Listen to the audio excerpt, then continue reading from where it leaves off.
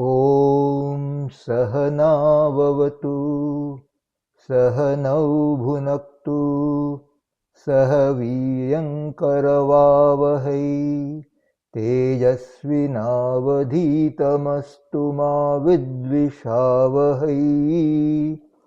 ॐ शान्ति शान्ति शान्तिः. We are reading from the book Sadhana Panchakam by Swami Dayananda Saraswati, which is essentially a commentary on the Sadhana Panchakam, a set of 5 shlokas said to be written by Adi Shankaracharya. Om Shri Ganapataye Namaha. Sadhana Panchakam. Introduction. There are a number of small texts consisting of 5, 8 or 100 verses which are attributed to Sri Adi Shankaracharya. A text with 5 verses is called a Panchakam, 8 verses is called an Ashtaka, 10 verses is a Dashaka, and 100 verses is a Shataka.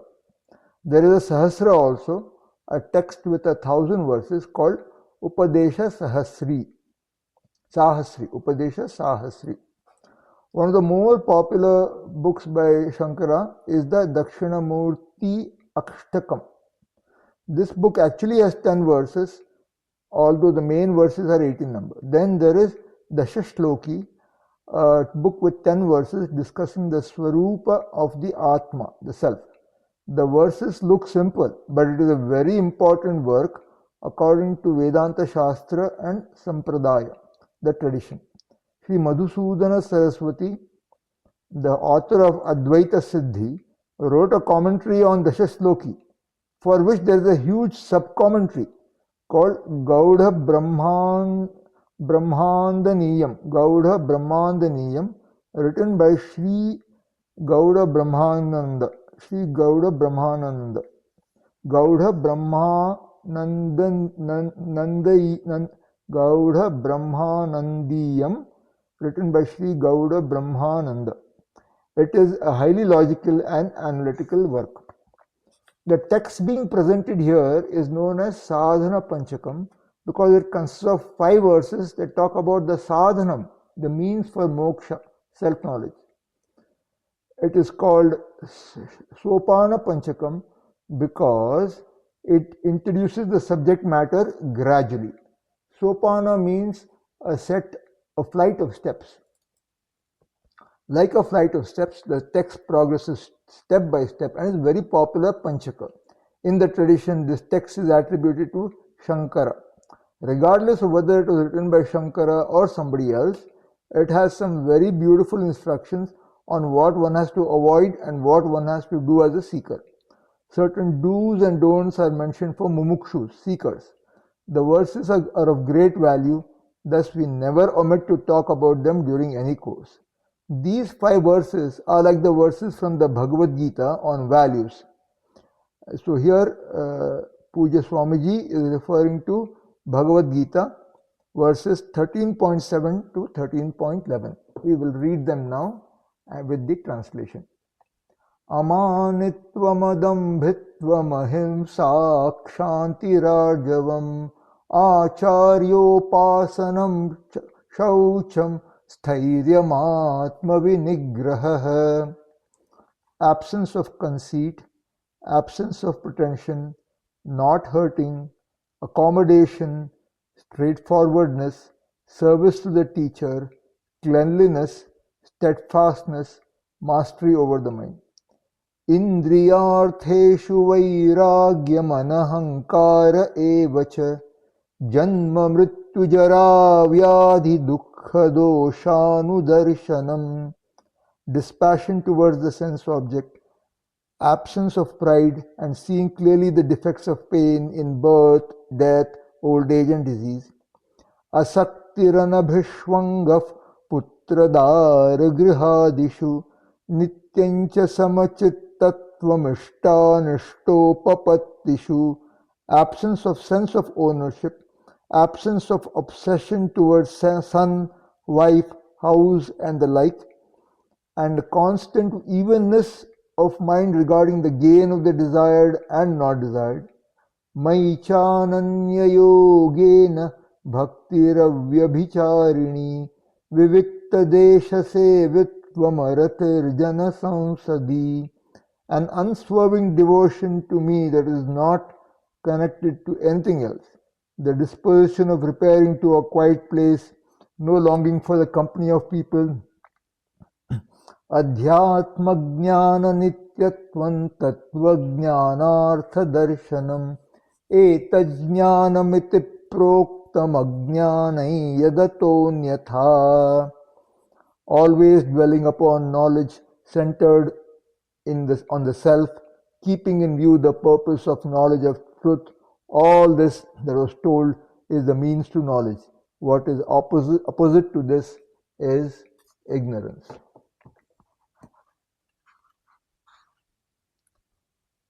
Whether we read the entire Gita or not, these verses, so he is referring to the verses from the Bhagavad Gita 13.7 to 13.11, are always discussed. In fact, even though they come in the 13th chapter of the Gita, I will not wait until that chapter. I introduce them at the very beginning of the course because they are to be cultivated over a period of time. The Sadhana Panchakam is also part of the teaching, being one of the important Panchakas. That is why we are looking into these 5 verses. So these verses, 5 verses, this is not in the text, the 5 verses have a very beautiful tune, and at the beginning of every session I will chant the entire Sadhana Panchakam so that slowly over time we will get used to the chant and perhaps cultivate it ourselves. Vedo nityam adhiyatam taduditam karma swanushtiyatam tene shasya vidhiyatam apachitihi Kamye matistyajatam papaughav paridhuyatam bhavasukhe doshonusandhiyatam atmecha vyavasiyatam nijagrihat turnav vinirgamyatam sangasatsu vidhiyatam bhagavato bhaktirdridhadhiyatam Shantyadif parichiyatam dhridataram karmashu santyajyatam sadvidvanupasripyatam pratidinam tatpaduka sevyatam brahmaikaksharamurtyatham shrutishiro vakyam samakarnyatam Vakyarthascha vicharyatam shrutishiraf pakshassamashriyatam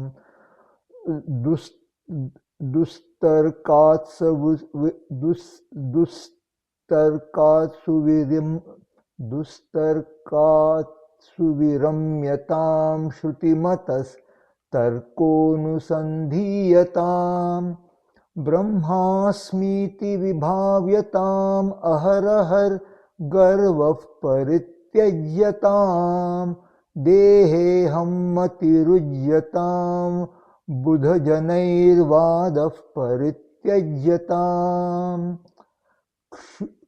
kshudvyadhischa chikitsyatam pratidinam bhikshoshagam Bhujyatam swadvanannatu yachyatam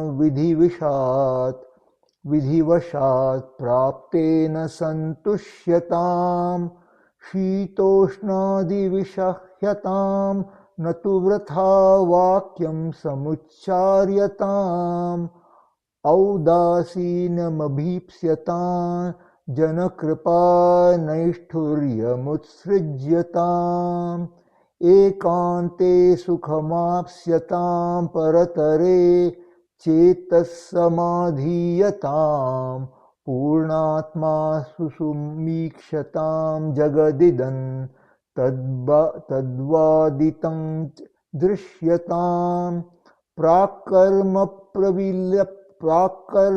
pravilapyatam chiti balan napyuttaraishlishyataam prarabdhantviha bhujyatam atha parabrahmatmanasthiyatam. So that was the entire one. Now we'll start from the text again. Verse 1. Vedo nityamadhiyatam taduditam karma swanushtiyatam tene shasya vidhiyatam apachitihi kamye matistyajatam papaughav paridhuyatam bhavasuke dosho nusandhiyatam atmecha vyavasiyata nijagrihat turnam vinirgamyatam. Translation.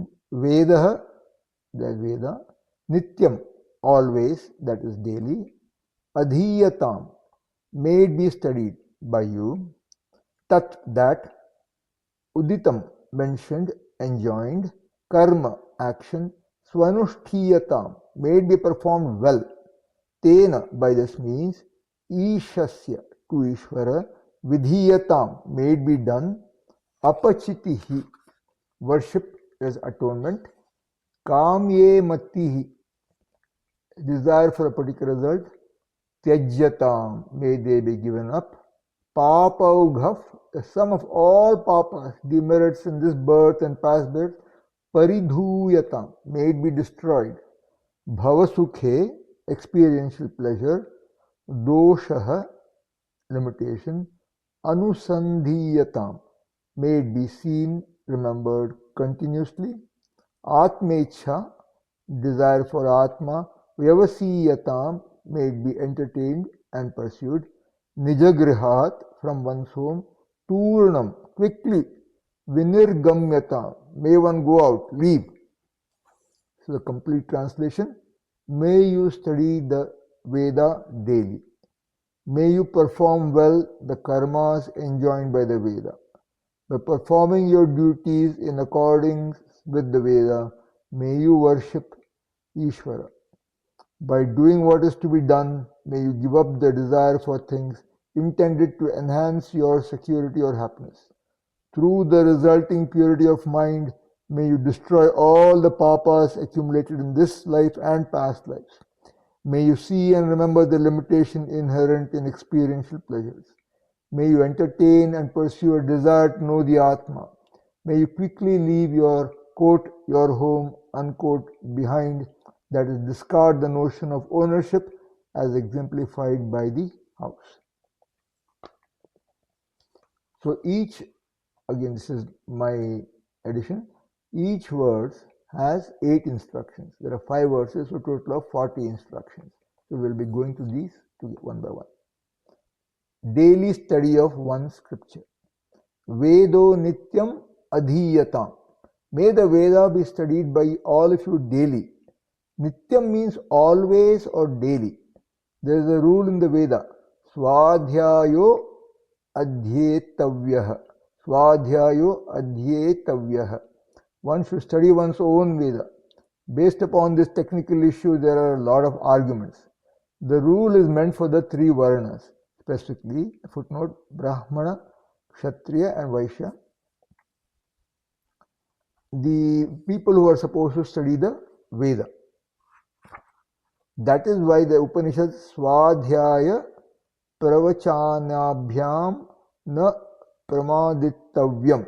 Na Pramadittavyam. This one, Taittiriya Upanishad 1.11.1.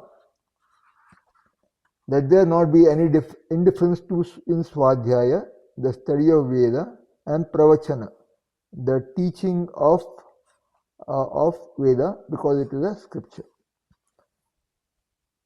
This body of knowledge known as Veda is handed down from one generation to another. Thus it has to be studied. How many people study that? Even though not many people study it, somehow the Veda gets to you. In fact, we find that the Vedic knowledge has entered into all the scriptures the world over. Either the Vedic knowledge has entered into them, or that knowledge is common and therefore all the scriptures talk about it. We do not know which is the case. But one thing we do know is that the Veda is the most ancient body of knowledge. And whatever is talked about in the Veda is talked about elsewhere also. Next, heaven is not the ultimate end. All the ancient texts talk about this knowledge, whether it is the Old Testament or New Testament or even the Quran to some extent. All reach only up to the level of heaven. The Veda talks about heaven, and these other texts also talk about going to heaven and so on. The only problem is, these other texts do not talk about anything beyond heaven. Heaven is within the world of experience alone. Heaven is not the ultimate solution. It is a holiday home. That is not understood. Therefore, the solution offered by the other texts is only partial. If it is to be incomplete, the Mahavakya has to be included. So the footnote here, Mahavakya, statement pointing out the oneness of the Jiva and Ishvara, that is the individual and God. Jiva Ishvara Aikyam. Jiva Ishvara Aikyam. From a spiritual perspective, heaven going is within samsara, the life of becoming. Getting out of samsara does not mean going to heaven. Heaven itself is within samsara. To get out of it, one has to know the reality of oneself, the self being everything. Karma is common to all. Thus we find that whether one studies the Veda, one does the karmas that are supposed to be done. Everyone knows what is to be done and what is not to be done, regardless of whether they do it or not. In the form of karma, it is there in every home that follows the Veda. Whether Vedic dharma is followed, certain do's and don'ts are common in all cultures. They are all Veda Uditam Karma, actions enjoined by the karma. What is to be done and what is not to be done are all said by the Shastra, scripture. The concept of sin also comes from Shastra. When you do a wrong act karma, you attract both drishta phala and adrishta phala, seen and unseen results. Stealing attracts a drishta phala. Drishta phala, a seen result, is punishment and so on. But stealing attracts adrishta phala also. You may escape imprisonment, but you cannot escape papa. What is footnote for papa? The unseen result of a wrong action, which causes an unpleasant experience at some later time, is called papa.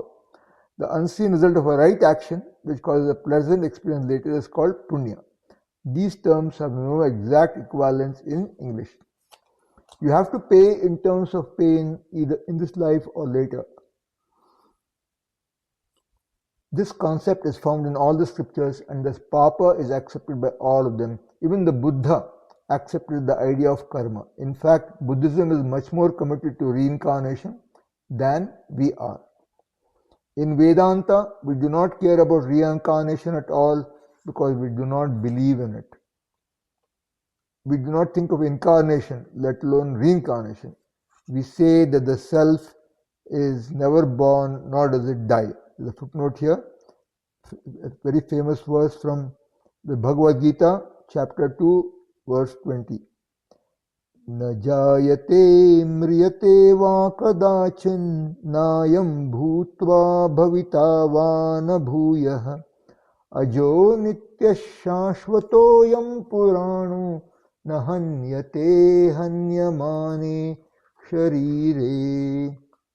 This verse, I'll read the translation. This self, Atma, is never born nor does it die. It is not that having been it ceases to exist again. It is unborn, eternal, undergoes no change whatsoever and is ever new. When the body is destroyed, the self is not destroyed. So we say that the self, Atma, is never born nor does it die, therefore we are not concerned. For them it is a progression. So you require a number of births, as many lives as the leaves on a tree, in order to gain nirvana. Even to reach the level of the bodhisattva, some kind of adhikaritvam, half the leaves on the tree should fall. The tree is no ordinary tree with a few miserable leaves. It's a tree full of leaves, small leaves also. An example like this is given in Buddhist literature. Therefore, they believe in reincarnation and progression. Even the Dalai Lama is selected solely because of the reincarnation.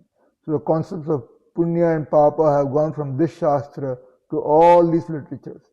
These are the do's and don'ts, the right and wrong actions. This is common. Taduditam karma swanushthiyatam. May you follow the karma enjoined by the Veda.